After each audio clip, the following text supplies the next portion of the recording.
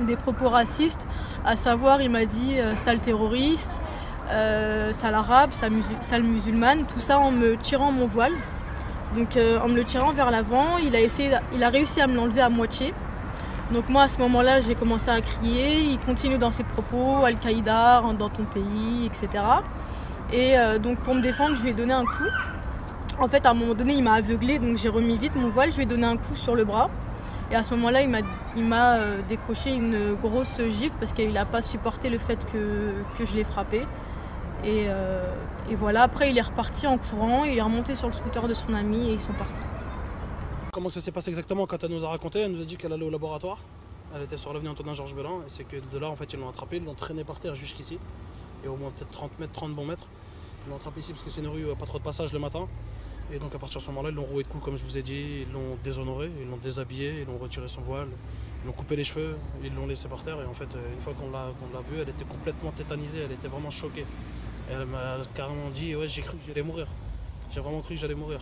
Donc voilà, et à partir de ce moment-là, ensuite on l'a raccompagnée chez elle, qu'ensuite après elle est partie à l'hôpital. Il est 8h45 lorsque Khedija se fait agresser par 2 individus. La jeune femme, enceinte de 8 mois, venait de déposer ses filles à l'école. Un des deux l'a pris par le voile direct. Il lui a enlevé le voile, il lui a tiré les cheveux, il lui a dit on ne veut pas de ça ici. En parlant du voile, du hijab. Et après, de là, ils ont commencé à la taper à coups de coups de poing, de gifles et de coups de pied. Il a dit bon, va-t'en, dégage, sale musulmane, sale pétasse, sale connasse, elle suffoquait. Ma femme a vu sa mort. Elle a vu sa mort. Et ça va le finir. Je sais pas si l'enfant tu dégages de la tête, attention. Mais là tu dégages, t'as compris? Allez, t'as pas de faire chier longtemps là, tu dégages. Ça suffit maintenant, faut le casser. Vous prenez la poussette, vous partez là. Tu dégages maintenant, vite. Tu pars là-bas, je te dis, c'est moi qui commande, dégage. On va casser le contact, ça suffit. Yes, baby. Il est 21h30 environ hier soir dans ce quartier de Pantin.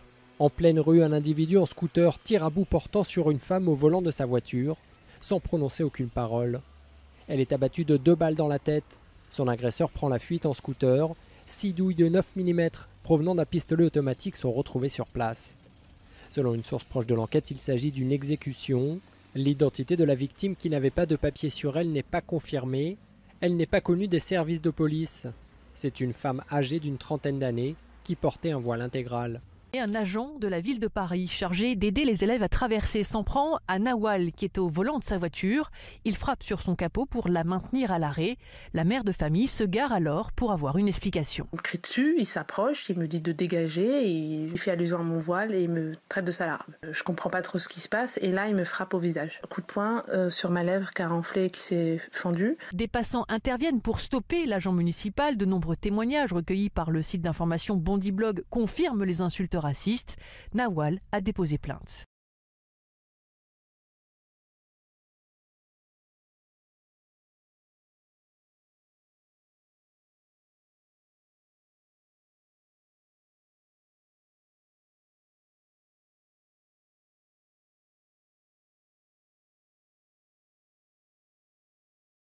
Pour aller chercher ses enfants à l'école Saint-Vincent de Paul à Uccle, aujourd'hui, Nabila se fait accompagner par son frère. La mère de famille est encore sous le choc de l'altercation qu'elle a eue avec un automobiliste vendredi dernier. Alors qu'elle traverse la rue Auguste-Dance avec sa sœur, un véhicule fonce sur les 2 femmes. Il ouvre la fenêtre et il commence à dire « c'est pas parce que vous êtes voilée que vous êtes permis de tout faire ». Et puis nous on le regarde toujours, on parle toujours pas, et il dit moi je suis raciste et je déteste les femmes voilées. Retournez chez vous avec votre religion. Et là les injures ils commencent. Donc après ça il ouvre la porte, il descend. On a eu très peur parce qu'on voyait vraiment la haine dans ses yeux. Au moment où ma sœur elle allait traverser, il a avancé et donc ma sœur elle est tombée. Là moi j'ai appelé la police parce que je voyais ma sœur qui criait, elle me dit j'ai mal au genou, j'ai mal au genou. La sœur est emmenée à l'hôpital alors que le conducteur est entendu par les services de police. L'homme âgé d'une 70aine d'années est mis à la disposition du parquet pour coups et blessures volontaires et insultes à caractère islamophobe. Ce matin, peu après 7 heures, une mère de famille sort de chez elle avec ses 3 enfants. Ils prennent la direction de l'école sur ce trottoir de la chaussée de Ninove à Anderlecht.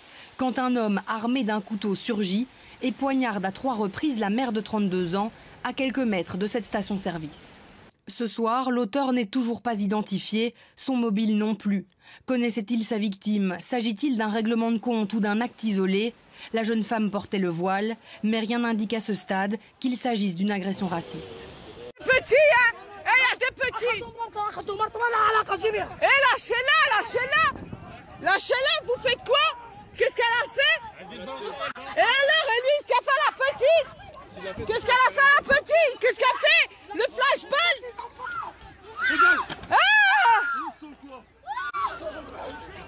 Ah, vous êtes des hackers,